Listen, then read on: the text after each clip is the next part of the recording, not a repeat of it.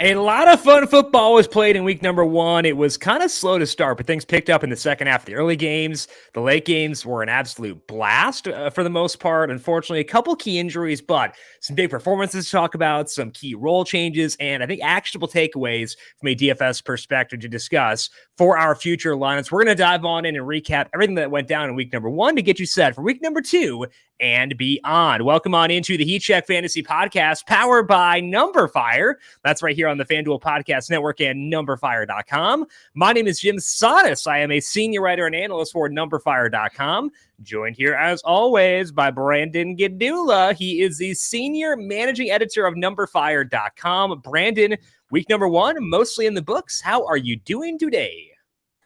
Could have been a lot better, honestly. A lot of the guys we talked about, a lot of the guys I specifically, personally actually, rostered did quite well, but had a few too many Devontae Smiths and Mike Williamses in there. Christian McCaffrey was good, but not phenomenal. But I think the process was there aside from pointing out that it's generally good to fade chalky wide receivers and then have Justin Jefferson just go absolutely do what he did. Yeah, I think it's one of those things where you live by the concentrated player pool and die by it as well. So I would have had a much worse week had I not had a lot of Saquon Barkley because he kind of buoyed a lot of my lineups. But I also would have had a much better week had I not had as much Mike Williams, Marquise Brown. He had a touchdown at the end. Marquez Valdez-Scantling. Kadarius Toney, whoops, my bad. Number 4 wide receiver, Kadarius Toney, which some people actually knew about. So that was actually an oversight on my part. That was actually a bad play. Just object. That was not his fault. That was me. I'm okay with that. I'm okay with, keeping things pretty tight, not having a super wide player pool because, if a couple things break my way, then I'm in a good position. Wound up breaking even. And I think that a break even week when I have 43% Hollywood Brown on a team where on a guy where his team is just totally dust in the first half and stuff like that, that's okay. So I'm at peace with the way things went in week number one. We were talking before the show and you're talking about you want to make sure you're not like deviating and suddenly like spreading things out to get exposure to everyone. I agree. I think that's the right way to play things. But overall, I thought a pretty good week across the board in terms of our read on things. And week two, always my favorite week too, as far as for playing DFS. We have actual data to look at and hopefully some overreactions out there as well. Yeah, especially overreactions with guys who scored, maybe guys whose target shares. Just a spoiler alert, we end this show with a note to my future self. Mm-hmm. Plenty of overtime this week, so it's important to keep in mind like those raw totals for some guys. They'll be inflated not only for entering week two, but early on in the season. So that's why things like market shares make a lot of sense to look at. But you're saying we're not going 100% Rex Burkhead in week two? Some people might. I personally will not. Oh, well, weird. So Brandon mentioned it. Our rundown for this week, for those of you who are new to listening to the recap podcast, we'll go through the headlines for the week. We'll go through injuries, rule changes, situations to monitor, just kind of, quick notes on some roles and stuff like that. Philosophical changes, mostly focusing like pass run ratios, pace and stuff like that. We'll do a salary scroll looking at week number 2 salaries. And then also, like Brandon said, a note to future me, something we want to keep in mind heading into week number 2. And throughout the podcast, we'll also play a game called Name That Salary, where I will say, name that salary on player X, and Brandon will try to predict, or I'll try to predict, what their salary will be on the week 2 main slate. What? You're not predicting? No, you're done? We go through this every year. Oh, sorry. You're right. You're right. No, you're right. You're right. I said you're right. I gave you credit. Okay, Brandon is right. We're not predicting what their salary will be. We're saying what their salary should be based on the role they had, based on their context, their situation. You're right. Again, fine. You can have it. But that's what we're playing, is trying to identify what the salary should be. Because if you've heard guess the lines kind of games, it's a situation where you think line should be 5.5 and it's 3.5, there's value there. And it's kind of the same thing from a DFS perspective. So name that salary we playing throughout the game for today. Before we do that, though, quick reminder to make sure you subscribe to the numberFire Daily Fantasy Podcast feed, wherever you get your podcasts. We, of course, are on Apple Podcasts, Spotify, Stitcher, or Google Podcasts. You name it, you can find us there. While you're there, if you like what you hear, leave us a rating and review as well. A lot of good stuff all over there on the numberFire Daily Fantasy Podcast feed. MLB, PGA back here pretty soon, NASCAR, and UFC as well. The 2022 NFL season is underway, and FanDuel and GMC are back to bring you the GMC Sierra Mountain Climber Pick'em, a free-to-play contest that gives you a chance to win a share of $10,000 and FanDuel site credit every Sunday, courtesy of GMC. Here's how it works. Every Sunday during the NFL season, you'll have a chance to answer questions based on that day's non-primetime games. The more questions you answer correctly, the higher up the mountain you'll move. If during any week you answer every question correctly for a perfect score, you'll reach the summit and win a share of $10,000 in site credit. The contest series is available at FanDuel.com/free/contest/GMC, FanDuel.com/free/contest/GMC to start climbing that mountain.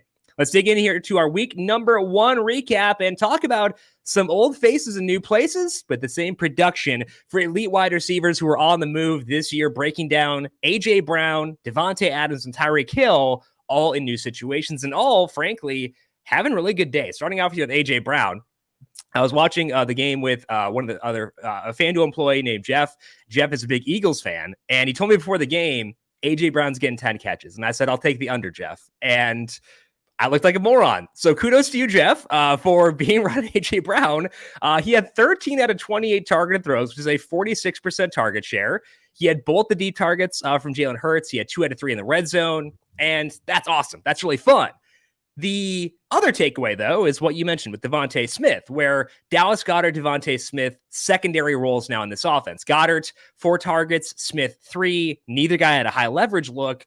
So are these guys just dust now? And how high are we on A.J. Brown going forward?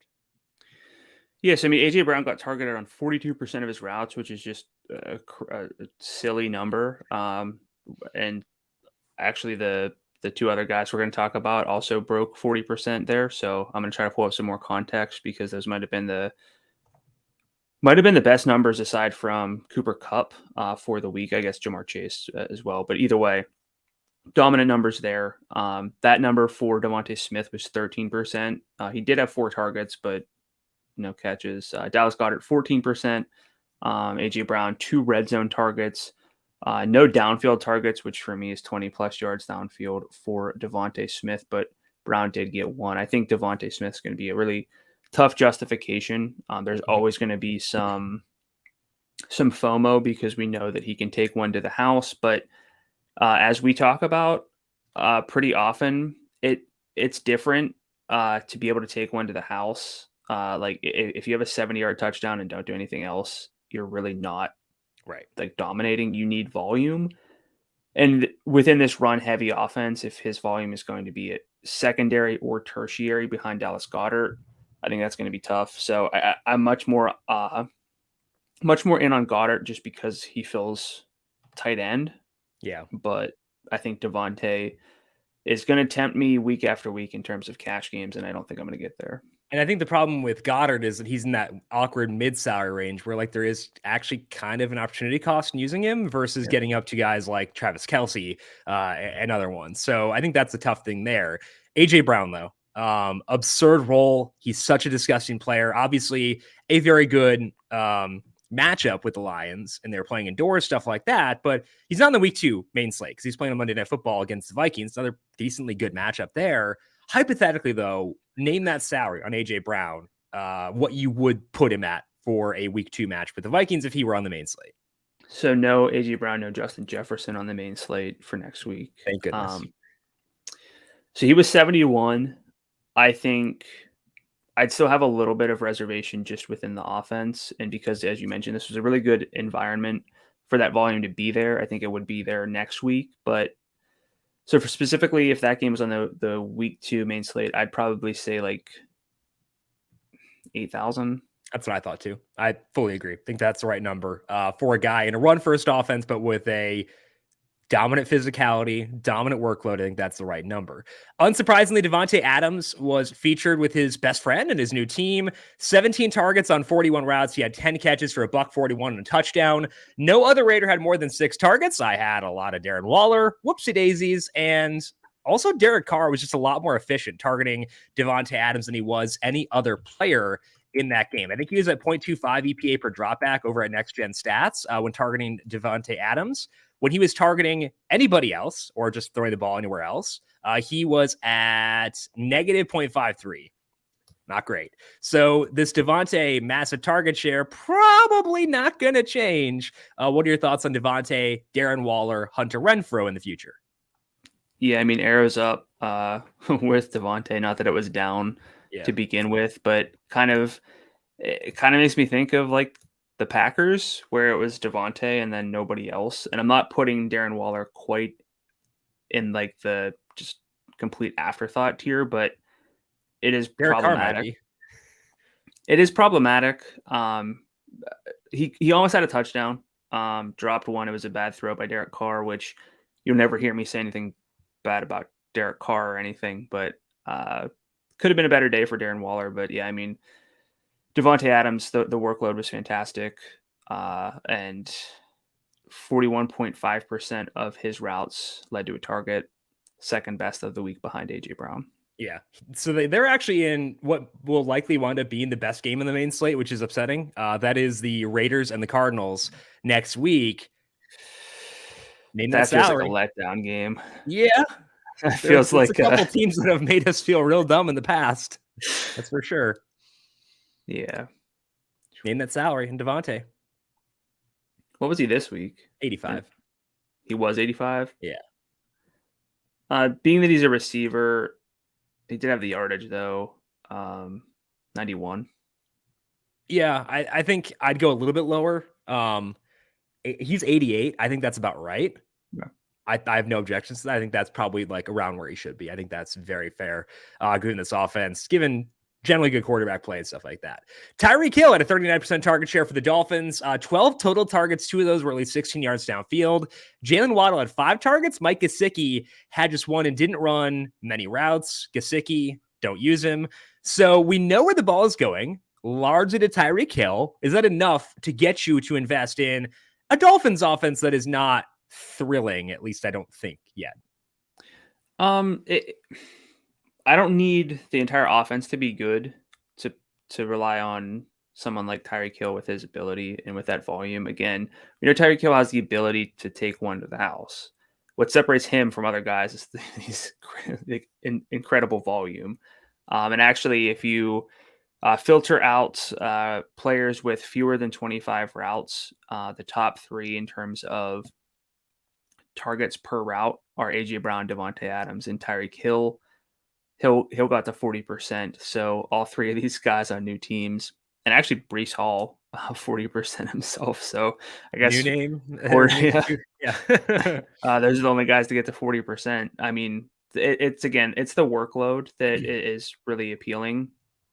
I don't think this means I'm going to play like Dolphins stacks, but Tyreek Hill I think can do enough within this offense to be relevant. I just would be personally lower on Tyreek than AJ Brown and Devontae Adams because of the offenses. I agree. So I firmly agree with that as well. I think with me, next week they face Baltimore. That game's actually not bad, to be fully honest. And if I'm going to go with a Lamar Jackson, Mark Andrews type situation, I feel like the most I guess I don't know how to handle Waddle in a situation, but I think that Tyreek is like a very obvious bring back candidate. How would you feel about Waddle in a situation where we actually might want to be potentially a bit in on that game? I mean, realistically, again, the way that we do this show is we don't look at the slate, we don't look at the salaries toward the end, and then we get some bits and pieces throughout for specific guys. But it would have to be a really bad running back slate for me to conceive being able to play Lamar, Andrews, and Tyreek Hill, because that's going to be a really, really high salaried stack. I would need a lot of value at running back or feel like the stud running backs are in complete bust situations. But I think for that reason alone, Waddle, he can do enough. Again, another guy who can take it to the house, but also have take it to the house. Yes. and have like moderate volume, that's appealing. Name a salary for Tyreek and for Waddle. So Tyreek, I saw them. I cheated. Okay. Tyreek is 8,000, and I think that's appropriate. Waddle 72. I think that's too high.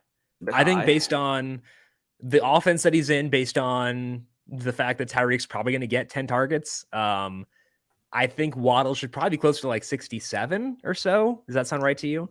That's kind of what I was thinking. Yeah. Maybe that's unrealistic because of the potential, but that's probably where I would be. And that's going to be a really hard stack to get to because Waddle won't really give you value. Yep, I think that's where I'm at as well. Okay, let's dig into some key injuries from this. We've got a question over on YouTube about CeeDee Lamb. So let's dig into the Dak Prescott injury from Sunday night. Dak hurt his hand. He's going to need surgery. It sounds like it'll be 6 to 8 weeks for Dak.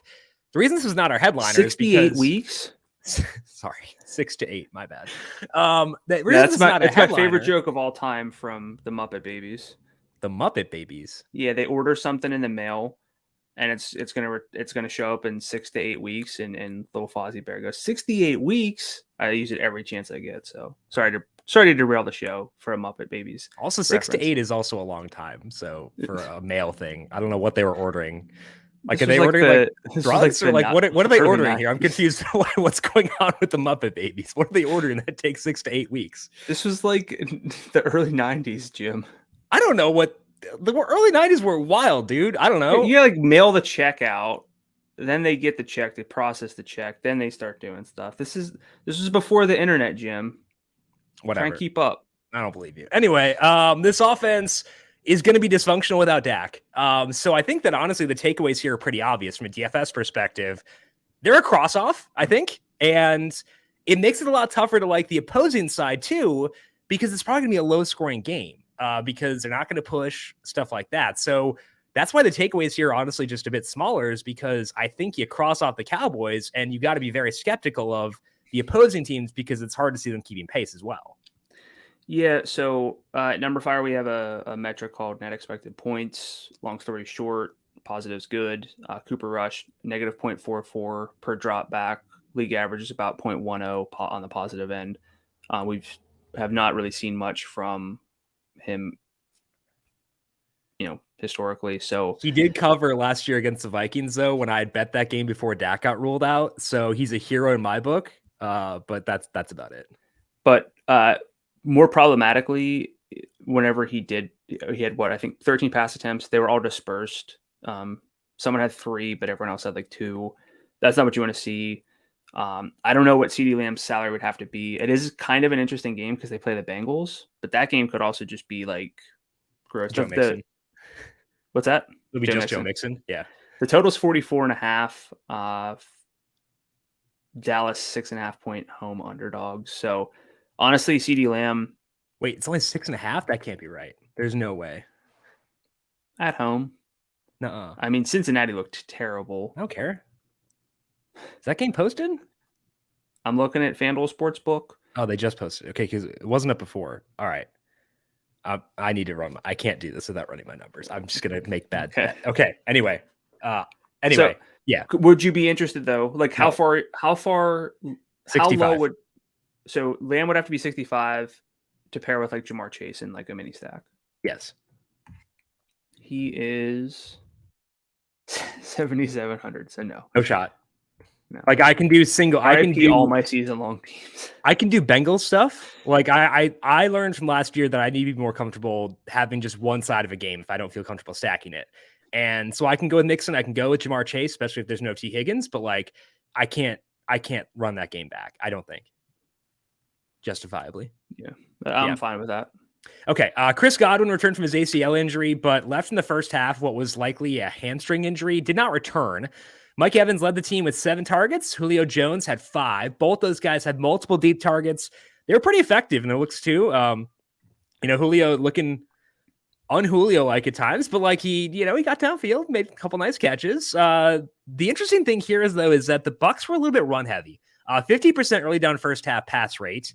That's way down from where they were last year. They also lost their left tackle, Donovan Smith, during the game with an elbow injury. They already had 3 new interior offensive linemen. So where are you at on Mike Evans and Julio Jones if Godwin misses time, and any level of concern about how run heavy they were in this game? Honestly, I'm a little less concerned about how run heavy they were and more concerned about how good Leonard Fournette looked. It seems like he was just getting the ball and running for 10 yards a clip. So that might entice them to continue running the ball. And while we are generally anti-running the football here, it's because it's inefficient. But when you run the ball efficiently, there's no issue with that. Yeah. My numbers have Tampa Bay based on first half numbers, 26th in pass rate over expectation. 23rd overall if you look at the full game and pass rate over expectation. But do you think at all that this had anything to do with the sleepy Tom Brady narrative? They played a night game. I forgot about that. You're right. And they just wanted to run the ball a bit. Tom Brady past his bedtime. You're right. Wow. Does that change with with his cheek stuff getting pulled up or whatever? Like, does that alter the sleepy Tom narrative? Is Botox does it make you more awake? I don't know what side effects are. I would have to think that the night game aspect, like all jokes aside, had something to do with it. Plus, I think the Cowboys' rush defense probably had something to do with it too. Most likely, they also didn't have to do a whole lot to win that game based on how things were going. So I mean, honestly, they were struggling as a passing offense as well. So I think the biggest takeaway, like Evans, Julio, fine, but like Lenny did look pretty good. And the times where he was not in the field were largely when he was getting a breather. We'll talk about that with like Saquon a bit later on. I'll talk about with DeAndre Swift, but like there were guys whose snap rates might have been a bit worse than they actually were because they were just doing too well and needed breathers after like super long runs. I think that Lenny is probably going to have a really good role. So let's play needing that salary. Leonard Fournette, week number 2 against New Orleans on the road. 76% snap rate, 76% route rate for Fournette, 137 scrimmage yards, good red zone work. It's the same role he had last year, effectively, which was amazing for DFS. Given that matchup, I can't imagine the totals.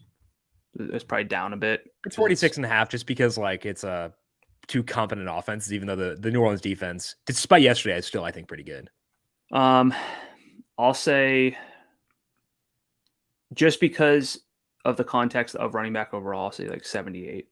I was going to say 77. He's 78. So he's right where he should be. And I think that's going to be a guy we'll talk about probably, if I had to guess, on Thursday.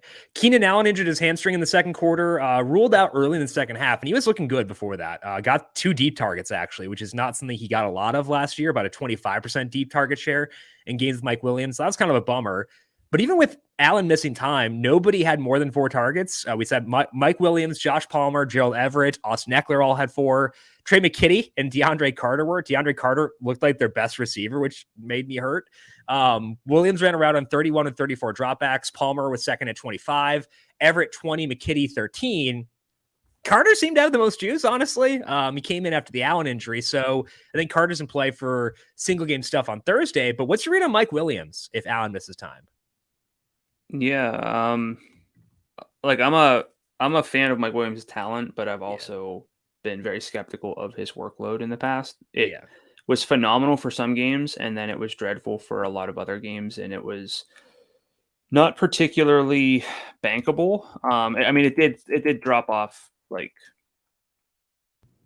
kind of continuously, so like it wasn't completely up and down, but they've shown us in the spike games. And that's why you can still be in on him, is spike. In terms of production, not necessarily spiky, like bankable target volume. Sure, but like he can produce on 20% target share. Do you think I don't know that?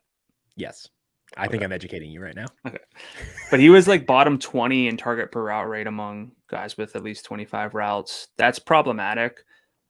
You can sit here and say like he's going to get more targets. I would just ask you why he didn't get more targets this week. I have no idea. Could be coverage, right? But it could be coverage related. We don't know.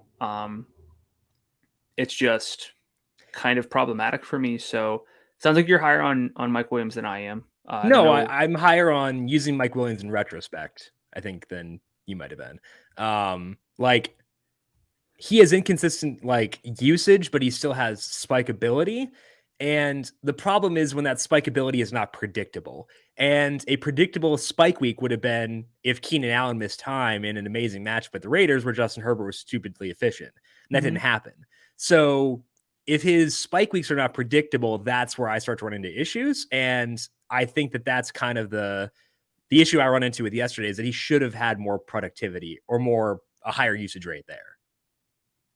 Yeah, I mean, that's what I tried to say. Maybe I didn't make that point very good. Yeah, I don't know. They're playing the Chiefs, so they're not on Thursday night, so they're not on the main slate. But buddy, that game's gonna be good. Oh, we won't do this for everyone, but it is week 1, and I think that the reactions are important. What would you pay to roster Mike Williams next week in a game with a 53-point total if there's no Keenan Allen? If it was on the main slate. So he was 66 this past week. I think he'd have to be like 69. I think his salary would have to go up despite the bad week, just because there's no Keenan Allen. I think it would have to, right? I think it'd be one of those, and it would be like, well, he's got to get more than, what was it, 2 targets? 4 targets, 2 catches. Yeah. Not great. So Marcus, watching over on YouTube, said that they were talking the press conference after the game, and they were saying the coverage was taken away from Mike Williams on plays that were called for Mike Williams. So again, that kind of goes back to what we were talking about, where the salary should go up despite the bad production, but it doesn't make you feel better about it. So I think that's a good note there, Marcus. It makes you feel a bit better, but like, again, it's still frustrating, I think. I mean, it does, but also I was tracking that because I have, I had Mike Williams, and it took a while for those targets to come. So if they were taking away Mike Williams before Keenan Allen was out, they might be able to take away, Mike Williams in weeks moving forward if there's no Keenan Allen. Yeah. I don't know. It's frustrating. I don't really know what to take about it or take away from it and all that stuff. I respect the Raiders defensive coordinator Patrick Graham a lot. He was with the Giants past couple of years, and like, he's a very smart guy. So maybe that could play into it. Just kind of knew that Mike Williams could be that downfield threat. Maybe that's it. But I would just say, I still think that the upside is in there, but my ability to predict it is probably down. And that's a bummer for me. His ADOT was 3.1. So good. On his 4 targets. Awesome. So 12. DeAndre Carter's was 19.2 and Keenan Allen's was 12.3. Fun stuff, man. T. Higgins left in the second quarter with a concussion. The target distribution after the exit for T. Higgins was 14 targets for Jamar Chase, 7 for Joe Mixon, who had a career high 9 targets in this game overall, 5 to Tyler Boyd, Mike Thomas, Hayden Hurst, and Samaje Perine. Mixon, is worth noting, had all 9 targets before overtime. So that was not juiced up. His rushing total was a bit. I think he had like 41 adjusted opportunities before overtime. So it's still, or 42. So it's still a really good number. Before overtime? What? Before overtime? Yeah. That's sick. It's sick. Yeah. So I think the biggest takeaway is not Jamar Chase being good, because we knew that. I think the biggest takeaway for me is Joe Mixon might be more involved in the passing game. And if so, like, that's like a 9,000-ish kind of back, given the upside that he showed last year, even with limited target upside. So what are your takeaways from the Bengals here under the possibility T. Higgins does miss time? Yeah, I mean, Mixon would be the biggest boost, because it's not like we really change how we view Jamar Chase. At least I wouldn't. I would want to play Jamar Chase in almost every context, with or without T. Higgins. But if Joe Mixon is going to be more and more involved, that in the passing game, we love targets for backs on this podcast because it's good process. The target distribution after T. Higgins left: 14 for Jamar Chase, 7 for Joe Mixon, and then 5 to Tyler Boyd, Mike Williams, Hayden Hurst, and Samaje Perine.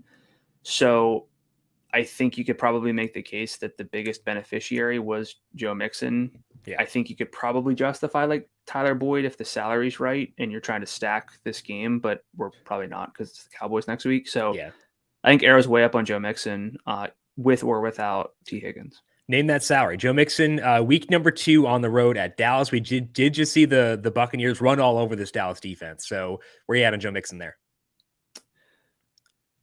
I don't even know what he was this week, because I glossed over this game so hard. And usually I use that to set a baseline, but probably 86. That's exactly what I had in mind as well. He's 83. So I think that's a write down, kind of thing. Like, okay, keep in mind Joe Mixon. I'll have to bust out the pen and paper again. Don't do that. No one wants that. But I think that that's an actionable takeaway here. Jamar Chase, you knew he was good. This just kind of confirms that he'll get a massive workload if there's no Jamar Chase no T. Higgins. And that can help overcome a bad game with that Dallas total being low and stuff like that. So I would say pretty good situation for Jamar Chase as well. But the biggest takeaway for me is Joe Mixon. Naji Harris left due to a foot injury early. He had a foot injury during a training camp too. He was apparently in a walking boot after the game. Now, the beat reporters did downplay the severity of this injury, saying it wasn't as bad as it looked. So it might wind up being nothing. We should discuss it regardless. Jaylen Warren got a ton of run after Harris got ruled out, but similar to Naji Harris a lot of times last year, didn't do a whole lot with it from a production perspective. So how would you view Warren if Naji Harris were to miss time? I would view right over his name in the player pool. But like, it's going to be a low salary, and if he's going to play like almost every snap, at some point you got to consider it, right? Even a bad team. Sure. They play the Patriots next week. Total's 40.5. Yeah. He got 3 carries, 1 target.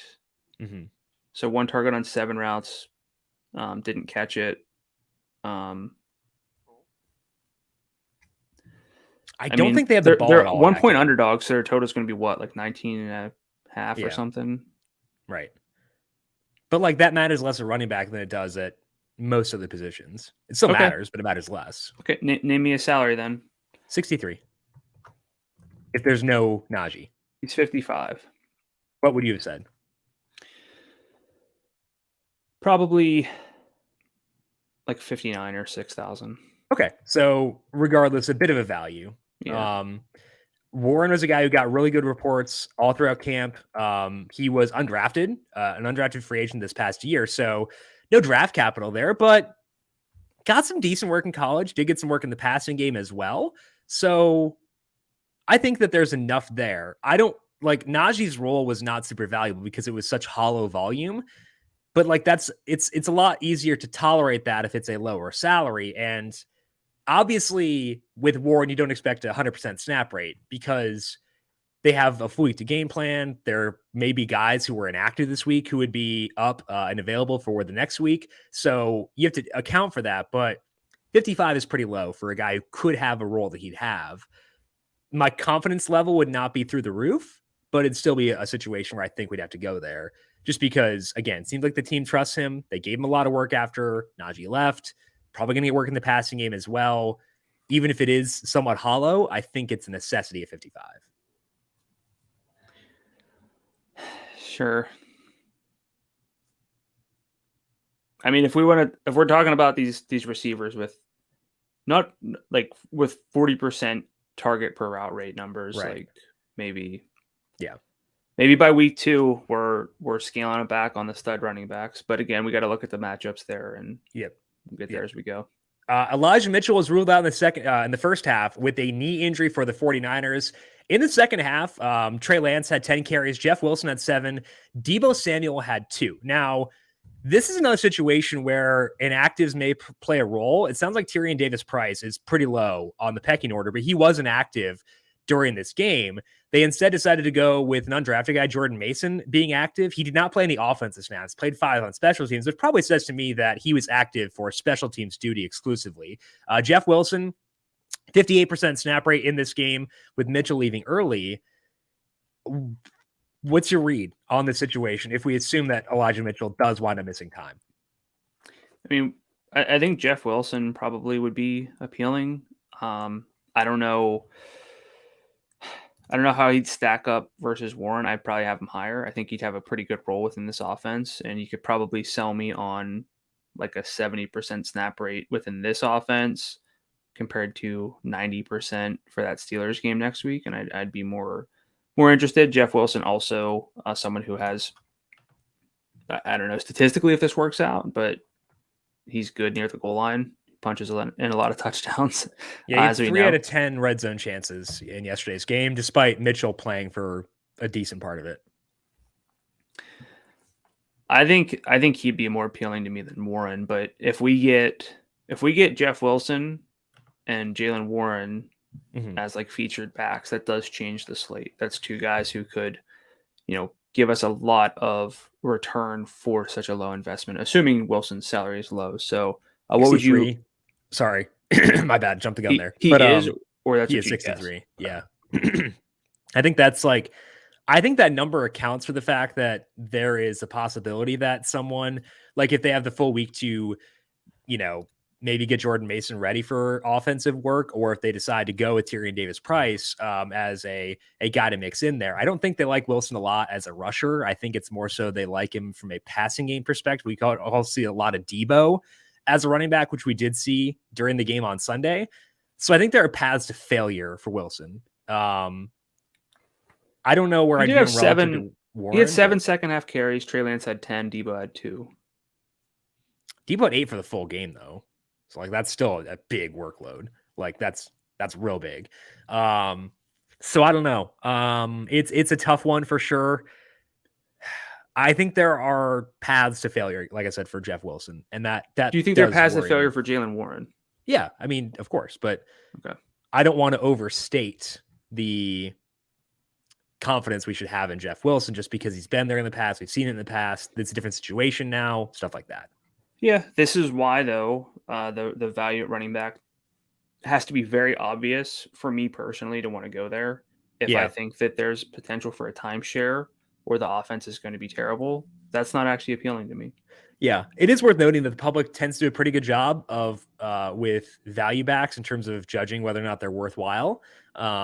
So we'll get a read on this based on quotes from Kyle Shanahan. Right now, I'm inclined to say yes on Jeff Wilson, but I want to leave the door open to deviate if we get more information that other guys will mix in more, stuff like that. Mac Jones underwent x-rays on his back after the game against Miami. It sounds like they came back negative, so Jones should be good to play, but it is a concern, and that offense was really bad during that game. So I just want to get a vibe check from you on this Patriots offense based on what you saw in that Dolphins game. Historically not an offense we love on this show. Just very dispersed workloads, multiple running backs getting work. Ramondre Stevenson had 24 yards rushing under expectation on 8 carries. You don't really love to see that. Kind of hard to do. I mean, Devontae Parker, right? Devontae Parker played every snap, but I don't care. They're a cross. He got 2 right? targets. They're a cross off. Cross them off. Cool. Patriots are dust. Happy to have them. One less team to worry about. Wan'Dale Robinson suffered a knee injury and couldn't return for the Giants. Even with that, Kadarius Toney still played just 12% of the snaps, mostly on gadgety type plays. He almost did get a pass attempt, which would have been, he played quarterback in high school. So I think the Cowboys should trade for Kadarius Toney. But are you going with anybody in that receiver core, or is it just going to be Saquon on this team? I think it's just Saquon. Okay, and that segues perfectly into our role change discussion. We'll start things off with Saquon Barkley, where his role in week number 1 could not have been better. He had 18 carries and 7 targets, and we're not film dudes, but look pretty freaking good on that work as well. He also had 6 out of 11 red zone chances, so carries or targets inside the red zone. Honestly, a snap rate, he's one of the guys where a snap rate could have been better because he kept getting winded from like having like 30-yard runs because he was too hard good. Being good. Yeah, man, it's tough work. So name that salary on Saquon Barkley heading into week number 2, where he's facing off with the Carolina Panthers. Oh, we're going to get a CMC Barkley game. Saquon Barkley, 164 rushing yards, 76.4 expected rushing yards. So basically 88 yards over expected. You'll love to see that.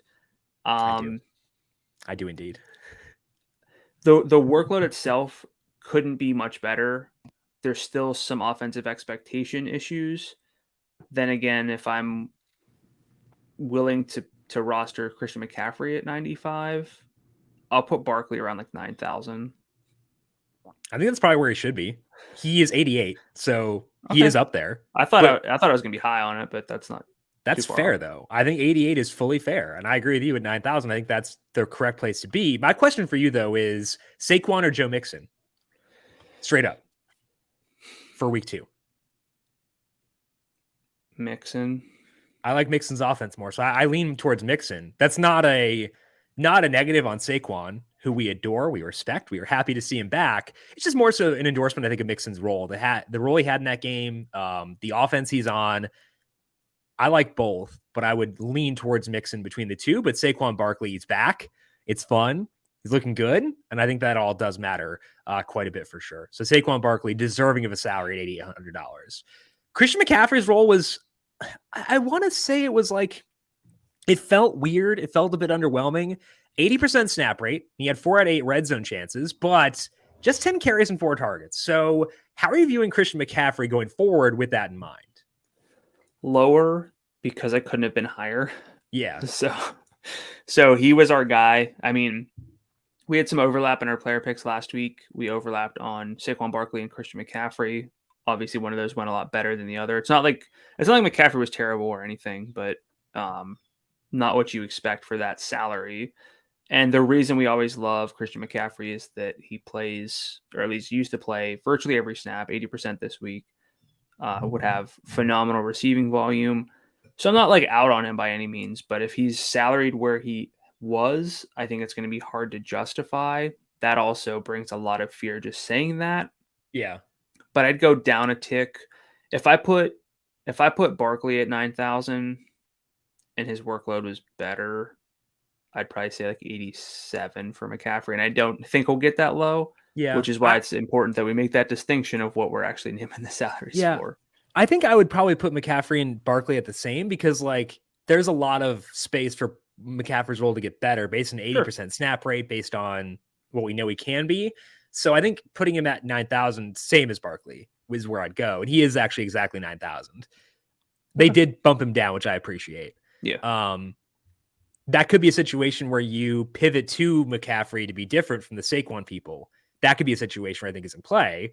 So I think takeaway from me is we downgrade McCaffrey, but don't write him off in terms of, because we know that there were some still positive signs within there. Is that where you'd be as well? Yeah, it's not like this was like throw up the red flags. Yeah, this wasn't like throw up the red flags in Christian McCaffrey's toast. Yeah, an 80% snap rate, phenomenal by any measure. So yeah, that's looking like it was third best of the week. So let's not panic. 9,000's fair because he's always produced within bad offenses anyway. Great quarterback now too. Austin Ekeler's role, like I mentioned, was not great. He had a 51% snap rate, 14 carries, 4 targets, but ran just 12 routes on 34 dropbacks. What happened here? We weren't on Ekeler in this week. We had talked about that. We thought that he was over salary, but I didn't expect this. So are you expecting this to be the status quo going forward? What's your read on this one? This might have been an aggressively bad like usage for Ekeler. Was this the worst usage for any like starting quote unquote like top end running, like not Dameon Pierce, like any actual like running back for the week? Actual running back. Probably. Yeah. Like relative to expectation, I think it was. It's tough. Yeah. And again, it goes back to like Keenan Allen was hurt. You would think they would rely on Austin Ekeler more. Yeah. And if they were shutting down Mike Williams and still not getting Austin Ekeler the ball, right, I don't know what is going on. So you could chalk it up to just a weird game and assume that he'll be fine. But he was the one guy of the, what we have, 4 stud running backs last week. He was the guy that we didn't like, or we liked the least. And actively, we kind of both didn't like him. But yeah. Yeah, I think arrows down, honestly. I don't know how you view this and think that it's a good performance, especially for a guy who's a lot of his value was due to absurd touchdown over expectation numbers last year. Like a lot of times when we have like ambiguous situations, we'll be happy when a guy's off the main slate. I kind of wish he were on the main slate just because I think I'd be lower on him than people even after the reaction to this game. So I'm open to changing that if it goes forward, if it changes. But for now, arrows pretty heavily down on Austin Ekeler in this offense. Darrell Henderson is the Rams lead back right now. He had an 82% snap rate, played all 10 first quarter snaps. Wound up out snapping Cam Akers 54-12. Out carried him 13-3. He had 5 carries to none for Akers. So a very good role for Henderson. It sounds like they're not super happy with Akers, so it sounds like this might stick. Where are you on Darrell Henderson right now? So you know, we don't talk season-long football on this show, but he was someone who, when I was actually drafting season-long teams, I know the expectation was that he was sort of the 2, but McVay actually called him like the 1A, 1B situation. So he was someone that I was targeting. I have him on a few teams, and I was like, I'm not quite there for the opener, so I'll see how this plays out. But I don't think this really should shock us that much. Shock is not the word I'd use. I agree. Yeah. And he had the second highest snap rate of any running back behind only Saquon Barkley. We've seen them use Darrell Henderson in the past. Cam Akers, great peak talent. I don't know if he's back there to his peak athleticism. So Sure. I'm not like I'm fine with Darrell Henderson. Bigger question is the offense, maybe. Sure. I mean, they couldn't run the ball, so like Yeah. that does matter too. Yeah. So I would keep it in check a little bit. But what about you? What do you? So facing Atlanta next week, like I think that's kind of a soft landing spot, which is kind of nice. Good matchup. Didn't work out for Kamara. Well, it's because Marcus was too busy moving the football on the other side. Yeah. Marcus Mariota back. Anyway, they're 10.5 point favorites next week at home against Atlanta. And he's gonna be so chalky. Yeah. What's name that salary? Darrell Henderson next week. This is hard. It could be such a wide range. Yeah. Because he's not the workload or the snap rate, at least I can say, was as good as anyone but Saquon Barkley's. Yeah. But there's still risk that scales back as they go more to a committee. I think the risk of ineffectiveness is higher than the risk of the snap rate scaling back. Sure. I mean, we've seen a lot like heavy snaps from Darrell Henderson and haven't been that tempted. Mm-hmm. I'd say this is probably the biggest what I think he'll be and what I would want to roster him for gaps. I'd say 74. I said 73, and he is 62. Wow. Okay. Wow. Okay. That's a good way to erase a lot of my concerns. My goodness. Okay, so then Darrell Henderson, first person you put in the lineup. Well, he makes like Jeff Wilson irrelevant almost. Yeah. Darrell Henderson, like if nothing changes, is good chalk, right? Oh yeah, I did a piece on when we should pivot, and value chalk running backs are good at hitting baselines. Mm-hmm. They don't necessarily go like eruption level. They hit 3x value a lot. 3x value is not a huge number for that, but like it's still like that's still points. Like they get raw points as well. Like you have your value cut off at like I get 20. They hit like 18, 19 points quite a bit last year. So the value itself, like if you get 2.5 FanDuel points per 1,000 for every player, like that's not enough in tournaments. But right. If you are accessing high ceiling players and they hit, that's when value matters. Mm-hmm. So it's more of like, if you're going to play Darrell Henderson, don't build a really balanced lineup around him. That's not the right approach. So that's a big caveat. And I do think that an upside game is within his range of outcomes because he had 2 out of 5 red touchdowns. Zone. Yeah. 2 out of 5 red zone chances. So if we're like write that down, write that down players, I think Mixon might be one, but then Henderson definitively won so far in terms of guys who are undersalaried heading into week number 2. Allen Robinson, though, not as fun. 2 targets in the opener. He ran 45 of 48 routes. Rich Rebar of Sharp Football likes to say, getting some cardio out there. Allen Robinson doesn't need to ride the Peloton this week. Matthew Stafford said after the game that it was a result of facing a lot of zone coverage, but the NFL plays a lot of zone right now. That doesn't make me feel a whole lot better, Matthew. How are you valuing Robinson with the Rams after this opener? The only player with a worse target per route rate run among guys was it Devontae Smith? Routes. Mac Hollins. Oh, he had 1 target on 38 routes. Robinson had 2 on 45. Great. You don't have to at least force him a few.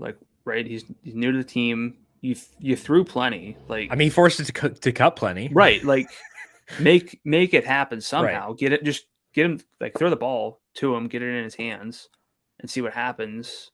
This could be a squeaky wheel situation. Could be because new player with a new team didn't do a whole lot. $5,700. This is salary. With that route rate, I can see it. That's what I would say. There's a difference between a Mac Hollins route rate, Yeah. and an Allen Robinson, I think that one of those is more likely to rebound. So yep, I'd agree. Is he like a cash game level consideration? Absolutely Yeah, I don't not. think so either. But if we're looking for value receivers with a path to upside, he checks that box for sure. Gabe Davis led all Bills in routes with 33 and ran 8 more routes than Stephon Diggs. Diggs was awesome in this game, so it's not an anti-Diggs thing, but pro Davis thing. 37% air yard share. He was a bit polarizing into the season, but I feel like he just kind of rubber stamped his role as being legitimate. Isaiah McKenzie's role, not as fun on that side, but any takeaways for you from the Bills in their awesome showing against the Rams? From just the receivers, not really. Stephon Diggs, phenomenal. Gabriel Davis, we're both Gabriel Davis guys. Gabe Davis guys, I should say. Gabe the Babe. I think that's how he prefers his name. No, it's Gabe the Babe. Okay. So no real changes there. I think the bigger question might be in the backfield with what we saw. Devin Singletary, 59% snap rate. Zach Moss, 38%. James Cook, 5%. James Cook fumbling away his first. Took him a while to get on the field. Zach Moss was clearly their number 2. But then Zach Moss fumbled at the end too. So if you give me this baseline, I say no, because the Bills running back on a per snap basis is not a super valuable position. But when Singletary is getting every snap last year, we used him a lot. We talked about him plenty on the show. And with Moss fumbling at the end, Cook fumbling early, I think it could be a situation where his snap rate goes back up. I'm not assuming that'll happen because they brought in James Cook for a reason. They gave Zach Moss a decent amount of run for a reason. They don't want Devin Singletary to be the 96% snap rate guy he was down the stretch last year. But I think that's within his range of outcomes. That's what I would say for that. Yeah, they're Monday night. I guess there are 2 Monday night games next week. Why is it next week and not this week? I don't know. I was actually thinking I love when there's not 2 Monday night games. It just feels weird. But Tennessee means a 2-game slate. 2-game slates are fun. That's true. Tennessee at Buffalo and Minnesota at Philly are Monday night. Ooh, buddy. The Jalen Reagor revenge game. You excited? Also kind of a Reagor went right before Justin Jefferson, right? Yeah. Yeah, so kind of a Justin Jefferson revenge game too. For the Phillies. Oof. For the Eagles not taking him, buddy. We're still in September here. We're adjusting. I've searched San Francisco Giants 6 times this week. So I'm surprised I haven't caught anyone in golfer yet. Among golfers with 25 routes run. So there aren't a lot of Xanders in the NFL. We'll work on that. Xander Horvath, that might not be his last name. It's something like that. Horvath. I don't know. That sounded bad. Anyway, he's a fullback for the Chargers, I think. So we'll work on that one. It's supposed with a Z, not an X. Antonio Gibson, a decent role here with no Brian Robinson, 65% snap rate, 14 carries, 8 targets. 8 targets were second on the team behind Curtis Samuel, who had 11. That was even with Washington trailing for a good chunk in the second half. So any interest in Gibson until Robinson gets back? And how are you handling the other pass catches there with everything being spread out behind Samuel? Yeah, I think Gibson's interesting. I typically don't like him because the role has always been capped. I mean, a 64% snap rate's good, not great. These are the types of backs I typically try to avoid, especially for someone who in the past would not be their primary pass catching back, but he did out target JD McKissic 8-3, had 20 routes to 16 for McKissic. So I think the arrow's up on Gibson because there's really no way that anyone else is going to be involved aside from McKissic. So it's more offensive expectations that are have me a little bit low on Gibson. So I'd be, offensive expectations may shift because next week they get Detroit. Yeah, Detroit on the road. That'll help offensive expectations a bit. Yeah, sure. It will. Name a salary for Gibson then. I would say 71 because I'm still a bit skeptical of the passing game. I know he got 8 targets here, but that seems like a lot. What about you? I would have said 7,000. He's 7,400. That's a little high. Yeah, I could see it if we want to stack that game. Maybe that's a value stack next week, depending on how salaries shake out. What about I'm not trying to put anything on you here, but you're usually not the biggest Terry McLaurin guy. What are your thoughts on the pass catchers here? I was happy about Jahan Dotson for my dynasty best balls. So I guess I had that, but I think he only had 4 targets or whatever. He did 5. I'm not really trying to get into Curtis Samuel, honestly. Interesting. Historically, you have because of the red, like he's been like a red zone kind of guy. Yeah. I mean, but that was when he was getting like rushing work. That's why I liked it a lot. It was awesome. Like, well, I mean, that year was a trip. I loved it. 11 targets with a 1.6 yard ADOT. He's effectively getting rushes. That's true. Yeah, no deep work. 1 target in the red zone, which was, I think, that he had a touchdown, right? He did score. Yeah. I don't know. I'm probably not going to be super high in him, depending on his salary, I guess. Curtis Samuel's salary is 57. McLaurin is at 73. That's high. That's really high, right? I'm not being a hater. I mean, he had a 21-yard ADOT, but just the 4 targets. I mean, great route rate, but we've kind of seen that from Terry McLaurin in the past, where he's running a lot of routes. The volume can come and go. The results can be there because he's really good, but I think that's a bit high. I agree. Okay, James Robinson and Travis Etienne both played half the snaps. Robinson got more groundwork while Etienne got more work through the air. Etienne, take this as a positive or a negative. He had 3 red zone targets. The results of those 3 red zone targets: a bad overthrow by Trevor Lawrence, a drop touchdown, and a fumble where he got obliterated and fumbled backwards. Can we just cross these 2 guys off? Is that okay? If you have 2 running backs, you don't have one for DFS. The only thing I will note is that Etienne is worth monitoring because he had 34 air yards, which is super good for a running back. Does the air yards count where the player was or where the ball was? Because Lawrence overthrew him by about 16 yards in that one in the red zone. I'm not tilting, but I'm tilting. I think we cross him off here. Okay. One team that does not have 2 running backs because they have 1 is the Texans. That 1 running back is Rex Burkhead. He was their primary back. He had a 72% snap rate, 11 carries, 1 target for Dameon Pierce. I can ignore this backfield, right? Yeah. I have Rex Burkhead with 19.5 expected FanDuel points, so he must have not done much with any of it. Literally don't care. No. You cannot force me to use Rex Burkhead. I will not do it. In the year of our Lord 2022, I'm not doing it. How low is the salary got to be? They play Denver. We'll see what Denver on a short week. If we get like a Wander Franco glitch where he was $300 on the FanDuel slate on Friday, maybe. If Rex Burkhead is 300, I'll do it.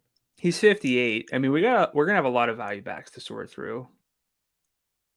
Henderson, Burkhead, Warren, 19.5 expected FanDuel points, and he got 9.5. Yeah. This offense stinks, but they did cover. So go Texans. 30 adjusted opportunities, which carries plus 2. 27 in regulation. So still a pretty good number if you weed out overtime there. Aaron Jones and AJ Dillon had pretty similar split to last year. Jones 60% snap rate and negative script. Dillon 50%. It's actually a decent number of stats, so they were both in the field. Jones had 5 carries and 5 targets. Dillon was at 10 and 6 respectively. Dillon also had a slight edge in red zone work, not surprisingly. I still think Jones will be viable, but I was hoping for more passing game work out of him, more than 5 targets. What's your read on this backfield? I mean, AJ Dillon led the team with 6 targets. Stupid team. That's fun. Yeah, Christian Watson dropped what likely would have been a touchdown on a deep throw. It's a homecoming narrative. He was playing in Minnesota. He went to school in North Dakota. It's basically the same thing. Sure. I can say it as a Minnesotan. That's not a shot. It's like a golf. That's like a golf narrative. It is. He's from Phoenix though, so I don't know if we can't call it a homecoming narrative. Romeo Doubs, Aaron Jones, Robert Tonyan, 5 targets apiece. This is giving me shades of like the Colts. Except that the Colts had a good quarterback. A Hall of Fame, 2-time MVP or 3-time MVP quarterback. 4-time? I don't know, whatever. For real though, are you lower on Aaron Jones now than you were entering week 1? A little bit, yeah. I was expecting more passing game work. I honestly, like, if he gets 5 carries, I don't care about that. That's fine. I thought there was the upside for like 8 targets. He looked really good, and like that helps, but I don't know. He's not on the main slate next week, I don't think. No, they play Sunday night against the Bears. Bears. 1-0 Bears. 0-1 Packers. Go Chicago.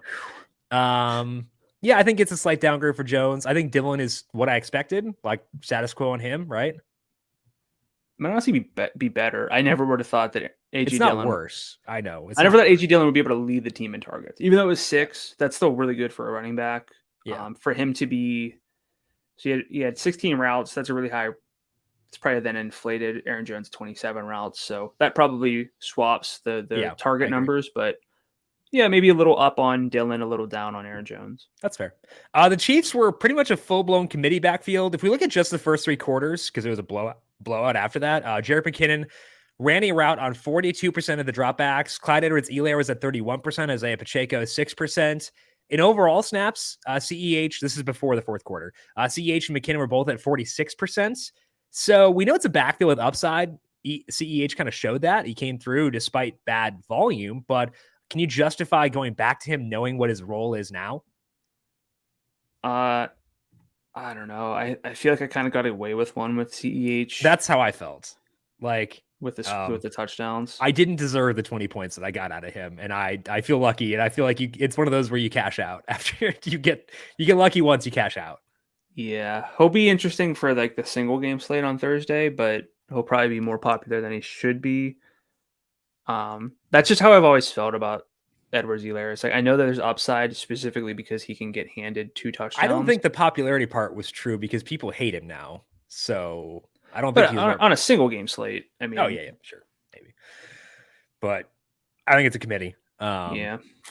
And I love Jerick McKinnon, love Isaiah Pacheco, but not really a situation I want to be in from a DFS perspective. Let's dig into situations to monitor. We just kind of go rapid fire, run through some other things that caught our eye. What did you notice in week number 1? Yeah, a lot of running back stuff for me that doesn't really warrant a trend, but Alvin Kamara, 63% snap rate, 9 carries, 4 targets for 17 adjusted opportunities and only 46 yards. 40% route rate, that's kind of tough. Should have been a good matchup. Wasn't. Don't love that. For the Browns, Kareem Hunt had a 57% snap rate. Nick Chubb, 51%. Chubb, of course, doing what Nick Chubb does, which is basically Derrick Henry light. 22 carries on 38 snaps for 141 yards. So he still has upside because he can just be phenomenally efficient. I think since rushing yards over expectation has been a stat for Next Gen Stats, he's like in God tier by himself and no one else is even close. He's really, really good. But the workload can kind of be matched from Kareem Hunt, who had 11 carries and 4 targets. I don't think that they're really going to tempt me ever because, again, they kind of have 2 guys, and if Nick Chubb burns me, he burns me. DeAndre Swift could have been – his day could have been even better if not for Jamal Williams. So I think this is a really key thing to monitor because he lost red zone work to Jamal Williams. Williams had 6 red zone carries and 1 target. Swift just had the 2 carries. Swift did have some big plays to get into scoring position twice, and then came out. I think it was before both Williams touchdowns, which is annoying. Yes.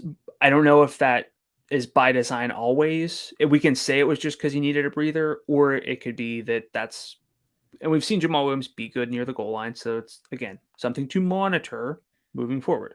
I'm just curious, before we move on, name that salary on Swift based on what you saw, all things considered on Sunday. Love him. He's one of the guys I think I'm higher on than most because the receiving workload can be really good. 8,000. 82. I think that's fair.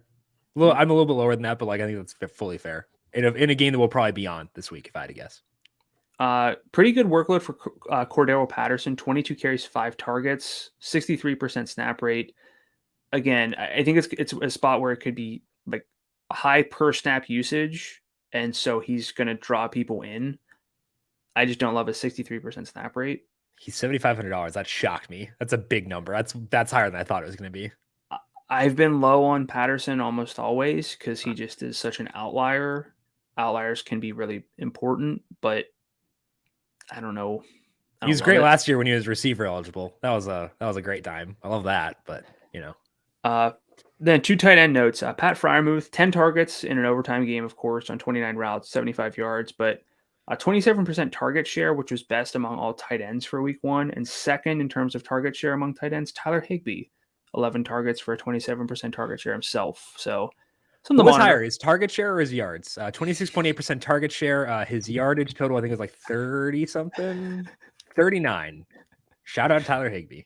$53 though. Something to monitor against Atlanta. Yeah, 53. Give me 7. Scale it back 7-8 targets maybe. So then 20 yards. Hey man, Freiermuth is 54 as well. You know, Depends on the tight end slate. There's no Kelsey, but there is an Andrews, a Waller, Taysom Hill, 62. Oh boy. Oh boy, indeed. Oh boy. But Freiermuth and Higbee, I think, at least in play at those salaries. Things on my end, Drake London and Kyle Pitts both had pretty good roles. They were tied with a 26% overall target share. London had 3 deep targets. Pitts had 2. Neither guy had a red zone target. We were both in on Pitts, or previously. I didn't use him in DFS this week, but I was like receptive to him. London, I think, is viable in the right spots now as well, based on that target share and the fact that he got a quarterback upgrade with Marcus Mariota this year. I thought you were saying London viable, like the city. You can play Kyle Pitts when he plays in London because that's, I think, the only game where he scored. Was it the Jets game? I think that's the thing. He scored just in that game. Did he actually score a touchdown last year? Yeah, I believe in that London game. He wasn't a Miles Sanders. No. Oh, he scored yesterday, by the way. He did. Very big development. He did have 1 touchdown last year. You're right. Okay. So we'll get him to London. Maybe the London narrative is what we needed, and he can actually explode now that Drake London's there. Maybe that's why they drafted him. I don't know. Hey, anything, more power to whatever him. It takes. Yeah. The Jets backs had big volume, but it's in large part because Joe Flacco threw 58 passes. Probably not what the Jets wanted, to be fully honest. Breece Hall, 18% target share. Michael Carter, 16%. They did play some snaps together, but neither guy played more than 60% of the snaps. I need a better offense to trust it. Even though they had a lot of passing game work, I just need a better offense. Like, I don't want an AJ Dillon, Aaron Jones in a bad offense. That's where I'm at with that. Chase Edmonds, a decent but not great role. Led the Dolphins with a 64% snap rate, 12 carries and 4 targets. Turned that into 65 yards. It's fine, but not something I want to slobber over too much. David Montgomery took a hit in his role, played 66% of the snaps. Khalil Herbert played or had 3 out of 7 red zone chances. Montgomery had none. Montgomery did still get to 25 adjusted opportunities, carries plus 2x targets. He had 4 targets. He ran 12 routes compared to Herbert's 2. But I wasn't super in on Montgomery before, and I am less so now based on that. Packers pass catchers were stupid. First 3 quarters before that game was kind of out of hand and Jordan Love got in, nobody ran a route on more than 75% of the dropbacks. Aaron Jones was at 73%. That's kind of fun, actually. Sammy Watkins, 73% too. Everybody else, 64% or lower. Probably just need to avoid this team for the pass catchers, the non-running backs, until Allen Lazard gets back. Talked a bit about Mo Alley Cox on Thursday's show. I should not have. His role stunk. He split time with Kylan Granson, and Granson actually ran more routes. So long live Mo Alley Cox. The Mo Alley Cox era is over. It's Michael Pittman, Jonathan Taylor, and nothing else on that team. Let's dig into some philosophical changes here, talking about run-to-pass ratios and stuff like that. As expected, the Vikings did become more pass-heavy in their first game under Kevin O'Connell. 56% early down first half pass rate. They were at 51% last year. Justin Jefferson obviously went nuts. He had 11 targets. Nobody else had more than 5. Irv Smith, Viking salute to you, buddy. No catches. Jefferson is now in a pass-heavy offense for the first time in his life, outside of the Joe Burrow year. Name that salary for Jefferson, not in the main slate, but hypothetically. 10,000. Probably like a good 91, 92, somewhere in there. Not quite like straight up Cooper Kupp or like peak Michael Thomas level where like 15 plus targets is the expectation. Justin Jefferson can do it with a little bit less volume, but probably like 91. I think that's fair. I think he has to be up there. Yep. In their first game under Doug Peterson, the Jags were letting it rip. They had a 69% early down first half pass rate. Last year, 53%. We saw Christian Kirk get a ton of targets. Shout out to you for having him in your player picks. How does this approach alter your view of Kirk, Trevor Lawrence, and if anybody else were alive on this team? It's just Kirk. I'm not going to play. But like, Trevor are you Lawrence. upping your view of him based on this? Well, I'm saying I'm not changing my view on Trevor Lawrence. Sure. I just don't love what I see from him. How dare you? But they were 9th in adjusted pass rate, according to my numbers. So, but I think the arrow's up on Christian Kirk. High volume guy, like a wide receiver 1, big play potential, maybe not the best offense, but that brings up one obvious comp, and that's Brandon Cooks, who's DFS relevant in the right spots because he can have just good games despite his offense. So I think Arrow's up on Kirk, and I was already pretty high on him to begin with. What about you? Trevor Lawrence, 10.2 yard ADOT, plus 1.3 completion percentage over expectation. Ran a decent amount of play action. I'm not using him, but I think that makes me feel better about Kirk, which is what you were saying. They get Indy next week. Indy's defense didn't look great. Kirk's salary is 65. I don't think that's bad, given the workload that he got. That's like pure Brandon Cooks level. Like he's 65. Yeah. He's going to get these he's the guy. I think he has more upside than Brandon Cooks. Is that treasonous? Is that rude? Like than 2022 Brandon Cooks, I should say. Sure. I'm thinking like 2021 Brandon Cooks. Like he was the guy who was always kind of there last year, and like he's going to get volume. He has downfield potential. I think that's where Christian Kirk is, and I think 65 is like the number. Like that's the number that comes into my head when I think 2021 Brandon Cooks. Kirk had a 32% overall target share. He had 33% deep, and he had 30% in the red zone. 30 for $6,500. That's like a cash game consideration. I wound up using him in our bobblehead, or our we have our weekly head-to-head, where we have just a head-to-head lineup throughout the year. And if I win, Brandon knows me a bobblehead. If he wins, I owe him a hat. So it's the bobble hat competition. I used him there. I kind of grew more fond of him in that format as the week went along. And I think that he'll be a consideration for that once again this week, but also more in play for tournaments than I thought he was in week one as well, for me. Yeah, I'm with you. Okay. Jameis Winston, Air Jameis, back a bit. First game with Michael Thomas and Jarvis Landry. 31% deep rate for Jameis, up from 19% last year. Part of that was likely the negative game script, though, because only 1 out of 10 first half attempts for Jameis were downfield. Most of those went to Michael Thomas and Jarvis Landry. 9 overall targets for Jarv with 4 deep, which is weird. Michael Thomas, 8 overall targets, 3 deep. He had 2 out of 3 red zone targets. That's actually a concentrated, interesting offense, which is a massive deviation from what the Saints were previously. Where are you at on Thomas and Landry after week 1? So I have their first half targets at 4 for Jarvis Landry, 2 for Juwan Johnson, and then 1 for 4 others, including Michael Thomas. I know that he had the downfield rate, but they were really low in terms of percentage of plays that were deep passes in the first half. So I think this was probably a lot of script related stuff. And they also didn't have the ball a lot in the first half because the opposing quarterback is the best quarterback on the planet, and that kept them off the field. I think it was 10 attempts, but you still don't want to see 4 for Jarvis Landry, 2 for Juwan Johnson, and then 1 for Michael Thomas until things kind of... You know what sample sizes are, though. And like, I do. As the sample size got larger, Michael Thomas's role got better. It did. But the downfield work got infinitely better. So you would I think the downfield work aspect is the biggest criticism of looking at the full game. I agree. So I don't want to look at the ADOT numbers and fully trust them. Michael Thomas obviously going to have a potential. I think the biggest change here, I don't know how much I'm going to play Jarvis Landry because I was going to view him as the third guy behind Alvin Kamara as well. But I think Kamara, that the numbers I pointed out on him, I think it's worrisome. So name me some salaries for Thomas, Landry, and Kamara. So Thomas... They play Tampa Bay next week. They're 2.5 point home underdogs, total of 45.5. It's not a bad game relative to a lot of the slate next week because the slate's not as fun as this one was.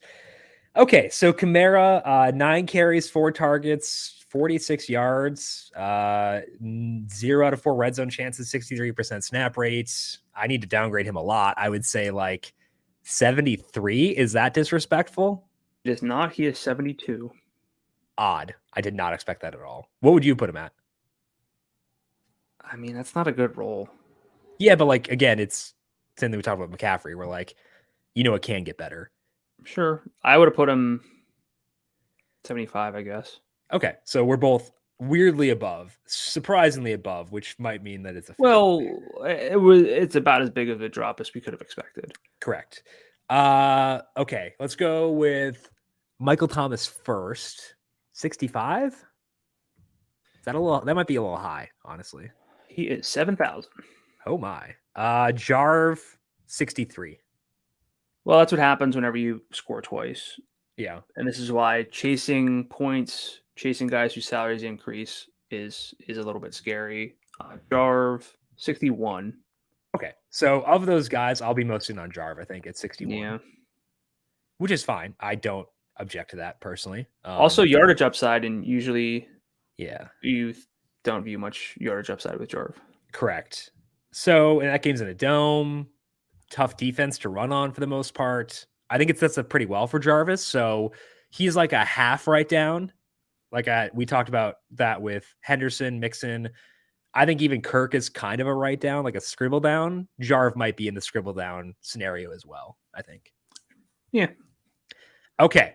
Next up, we got our salary scroll. What we do here is we go position by position, scroll through the salaries, and then shout out anyone who stands out to us as being noteworthy for their respective salary. Brandon, we'll start at quarterback. You can start and let me know when you see anything that's noteworthy to you. Not a lot of high salaries here. That was the number one thing. We have 3 guys with salaries of $8,000 and above. Kyler Murray's 85 against the Raiders. Lamar Jackson's salary 8,200 against Miami. And then Tom Brady's 8,000 against the Saints.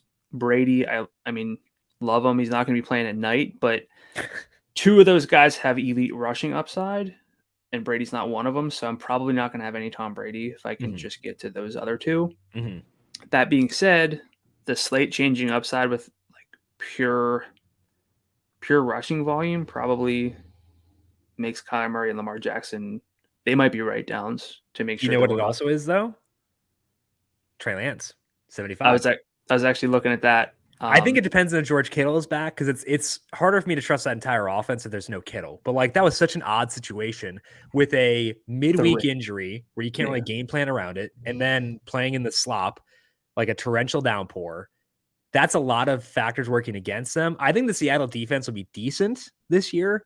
So it's not a great matchup, but I think Lance at 75 far more tempting for me this week than he was last week. Yes, fewer stud quarterbacks to pick from and not a whole lot of like pure upside plays in the low range. Another name though, 2 things basically contingent on tonight's Monday Night Football game. How good Seattle's defense looks for Trey Lance, but also what we get from Russell Wilson at 7,500 as well. If he goes like nuclear, but he's playing the Texans next week. So I think that the quarterback pool for me might already be confirmed with Kyler, Lamar, and then Russ, Lance, depending on what we see, but probably play Russ anyway and just hope for the best. I might be on board. I think I'm lowest on Russ out of that group, but I think I have the same group of players in consideration for me. We'll learn a lot from tonight of how much they throw and how that goes. Honestly, the lack of rushing upside on the slate, I will give thought to Derek Carr. I would rather not use him, but I will at least like give it some modicum of thought. Yeah, the guys who are going to have rushing upside, effectively Lance, Lamar, and Kyler, and that matters. How dare you? Mariota ran 12 times for 72 yards and a touchdown. Are you playing him? No, but you didn't list him as having rushing upside. How dare you? So rude. Who raised you? Anyway, running backs. Feel free.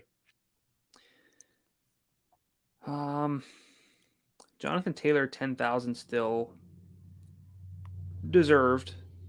Yeah. That'll be a decent game, I think, just because the Jags a bit more pass heavy than they were. I know there's that stupid, the Colts can't play in Jacksonville narrative, herp, derp, derp. But like, I think Taylor still works at 10,000.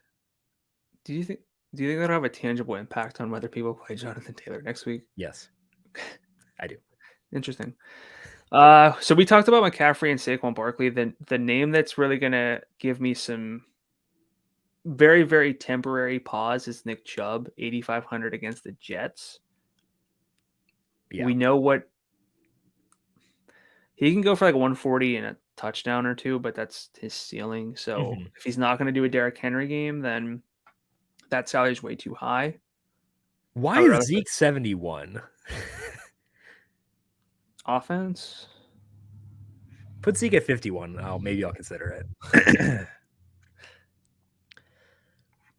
I'm looking in the value range. Henderson is kind of the main one at 62. Yeah, he's the number one value play.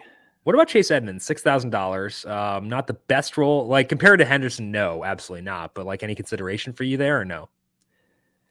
I mean, sure, it's going to depend a lot on receiver, Yeah. but let's not overlook that we have Jonathan Taylor, Christian McCaffrey, Saquon Barkley, Joe Mixon, DeAndre Swift, Leonard Fournette, James Conner in a game that could give him multiple touchdowns. Yeah. Antonio Gibson in a pretty fun game. Mm-hmm. Alvin Kamara likely under salaried despite the matchup. You really got to think long and hard before you just overlook all that to play. Sure. Who was it that you asked me about? Chase Edmonds. Edmonds. No, you're right. You're right. I agree with you. Okay. I do think Jalen Warren at 55, if there's no Najee Harris, will probably be a guy we've got to think pretty long and hard about. And then Henderson at 62. I think we'll have two like actual value plays this week, like fully viable, which is more than we had last week, I think, because the CEH is pretty borderline. We could see what we see from Rashad Penny. Also, Jeff Wilson, I forgot to. Yeah. Rashad Penny 65 if they're without Ken Walker again. Yeah. We'll see what his role is Monday night. Yeah, they're playing San Francisco, pretty tough defensive line, but I think Seattle's offensive line might be okay based on the way their rookies played in the preseason. So that could be okay. I think it's going to be a pretty thin week at running back. Like we can actually feel good about a small player pool. I think that's going to be pretty wide still. Okay, well, you're wrong. That's okay. Okay. Anything else from running back? I don't know how I'm wrong whenever you named two for sure values we'd consider, maybe three others, and then all two is more than we had last week. Sure, but unless you're like crossing off Jonathan Taylor or like McCaffrey or Barkley to build lineups around Darrell Henderson, which I probably should. Yeah. I'm actively trying to be more receptive to value plays at running back this year. Yes. That's my goal. Okay, wide receiver. Cooper Kupp is 97. Nobody else above 88. But like, what should the gap be between Devontae and Cooper Kupp? What should it be? Are you thinking this is too large? Yes. I'd say Kupp should be like 93, 94 maybe. Yeah, and we said Devontae should be around 9,000, so yeah, I think a little bit lower. Or Devontae should be higher, one or the other. But I think the gap between them is too large. Jamar Chase, 87, if there's no T. Higgins there. So this is, okay, so we're going to have to question value at running back to get to the stud receivers. Oh my gosh. What? Why is Marquise Brown 74? I'm going to stupidly stack that game, but having Kyler with Marquise Brown like forces me to go with the value running backs. And like, oh, I hate the Cardinals. Oh, they make me so mad. Oh, I'm going to be so upset about this the entire week. Michael Pittman, 78, 13 targets, 121 yards, and a touchdown. Sorry, Michael Pittman. I'm going to have a hard time getting there when I could play. I might have like mini stacks that game though. Like Kirk run it back with Pittman though, or JT. So CeeDee Lamb at 77 is not quite like, it's not the right, that's where the tier breaks off. Yeah. But yeah, Marquise Brown, Terry McLaurin, Jalen Waddle, Deontay Johnson.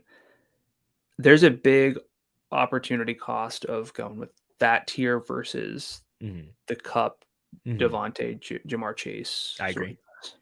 Scrolling down a bit more, Amon-Ra St. Brown did not get a lot of downfield work on Sunday, but 12 overall targets. He's $6,900 in a decent game against Washington. I think that's a name worth like keeping in mind. Probably would lean towards Kirk at 65, Christian Kirk at 65 over Amon-Ra in terms of like priority type options, but I think they're both at least worth jotting down here, along with Jarvis at 61. Once more, I want to take a note on Cortland Sutton's role, 68. Could honestly be undersalaried if he is a true wide receiver one. Tyler Boyd at 66 is not going to tempt me. That's too high for what his role was. Fully agree. What about Baker Mayfield's biggest fan, Robbie Anderson at 59? Talking trash on him on Instagram, then he becomes his teammate and then catches a massive bomb from him. 8 total targets on Sunday. He's 59. DJ Moore is 62. I'd rather probably get up to DJ Moore to like be the pivot off of Robbie with his explosion game between those two. But what are your thoughts on those two guys? Yeah, for sure. Not chase Robbie Anderson. That seems like the wrong move. Uh-huh. That's basically the number one thing you could learn Yes. is try not to chase big games at receiver. Not that these guys can't improve or like put up another big game, but historically those regress the next week a good bit. For the most part, yes. Okay, I'm in the 5,000 range. Where are you at? Right around there, the 6,000 range specifically is pretty bad. No, I like Jarvis. I like Kirk. Like 6,000, I don't usually. I'm not looking at 65. I'm looking at like okay. Between Around DJ 6,000. Moore, like sure, DJ Moore maybe, Jarvis Landry the most appealing play at 61, but like 6,000, 59 itself, 58, 57, not really doing a whole lot for me until I get to like Julio Jones at 57 and Allen Robinson. Yeah, I think both those guys wind up being potential options. Julio, like you said, 57, Allen Robinson, 57 as well.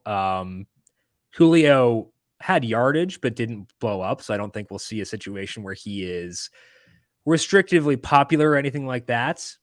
Scrolling down a bit further, I'm not seeing a lot in like the low 5,000 range, which is pretty typical for wide receiver. But I think with, frankly, let's just call it 6,000 to 65 overall not being super appealing and the upper fives not being super appealing, I can save salary with Julio, Allen Robinson, Drake London. And and then that helps me get up to, I think I'm going to have to play some stud receivers this week. Most likely, and that makes the idea of using Henderson, Jeff Wilson, maybe Jalen Warren, depending on Naji, that makes it a bit more attractive there as well. Okay, tight end. Mark Andrews at 74. I think that is a fully fine salary. I have no objections to that, and I'll probably try to be on Mark Andrews this week. Not a huge output from him this past week, but 7 targets, 52 yards. I think the Jets defense is a bit underrated, to be fully honest.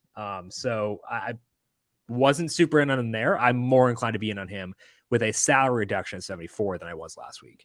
2 downfield targets for Mark Andrews, which again for me are 20 plus yards downfield. That's pretty great for a tight end. But within the context of the slate itself, we have Darren Waller at 68, who did not show a ton as not a complete afterthought, but definitely an afterthought. Yeah. Again, he could have scored, and that would have given him 9.9 plus 6.5.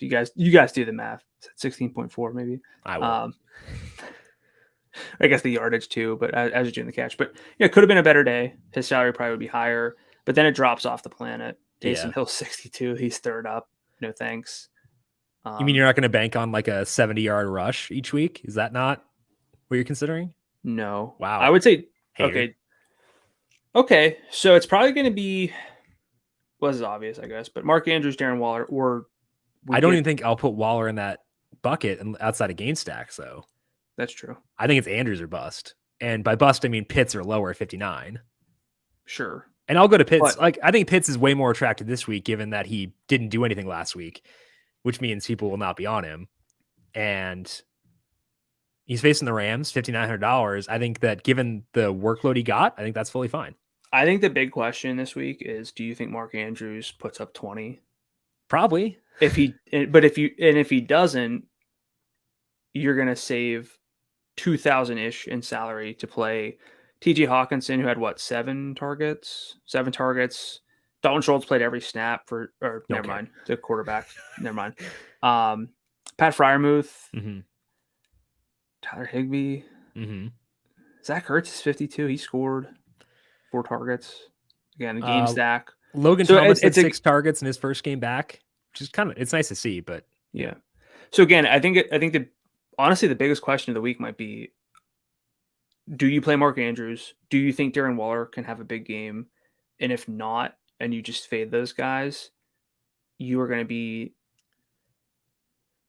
in a pretty good position to have a lot of salary. If you fade them and they put up 20, I don't know if anyone else gets close to that at tight end. And that is a problem, because it sounds great to save salary so that you get ceilings from other positions, but you don't always pick the right guys there either. Right. So I think my default approach as of right now will be hopefully to get to Andrews and then lean on the value backs of Henderson and then either Wilson or Warren, and then use one other back out there and use that as the way to make it easier to get to Mark Andrews this week. It's also going to depend on quarterback. If we don't love what we see from Lance or Russ, Yeah. I'm gonna have a lot of Lamar Jackson, Mark Andrews stacks. Yep. Again, more in on it this week than I was this past week, for me personally, at least. Hopefully they get Ronnie Stanley back. He did practice last week, so I think there's a good chance that he plays, which would be a big boon for them. Devin Duvernay had 2 touchdowns, but just 4 targets. I'm not chasing that, but I think that Andrews, at least, is someone I could be, maybe the bait boy. I didn't see what bait boy's salary was, but 64. That's a little high, but whatever. All right, just gonna look at defense really quick. You don't do this with me if you don't want to. Please, no, don't make me. Patriots defense is 37. There we go. We got one. That's all we need. We're done. Bengals defense 39 against Pooper Rush. Should be good. Okay. Let's finish up here with a note to future me. Based on what we saw in the salary scroll, based on what we saw from usage in week 1, what do you want to tell yourself before you set your lineups in week number 2? Just remember we had overtime games that will inflate raw numbers for some guys. I use market shares almost exclusively, but it's good to remember. And I think the thing for me is I'm probably going to try to do a study on mid-tier running backs and value backs and see when they actually have good games for next week, because I think it'll be relevant for this week.